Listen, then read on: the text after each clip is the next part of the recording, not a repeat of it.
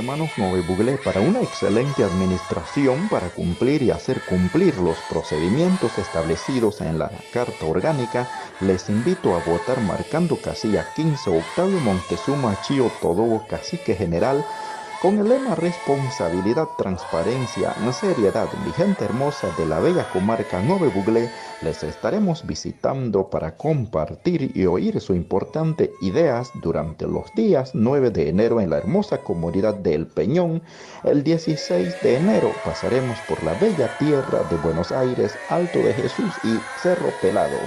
El 21 de enero dialogaremos con la gente linda, trabajadora de Chichica y Cerro Algodón.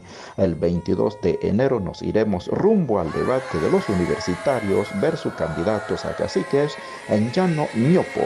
El 23 de enero habrá fiesta de cumpleaños donde Clementina Pérez. El 24 de enero visitaremos la hermosa montaña de Gironday, Silicocrí y Pueblo Nuevo.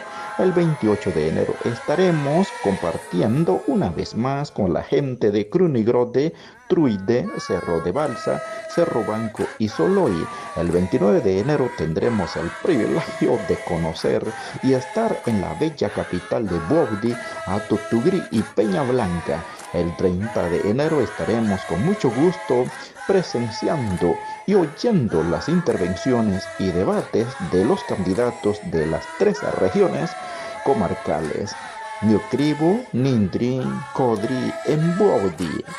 Con Octavio Montezuma Chío Todobo, usted tiene la oportunidad, mi gente. Timorogo merire anguane barare, toroquida terrare, 15 crojodo bedicuoriye, Chío Todobo crogue. Octavio Montezuma, ani sirvi dodere guaire bongrabe mamatada uovdi.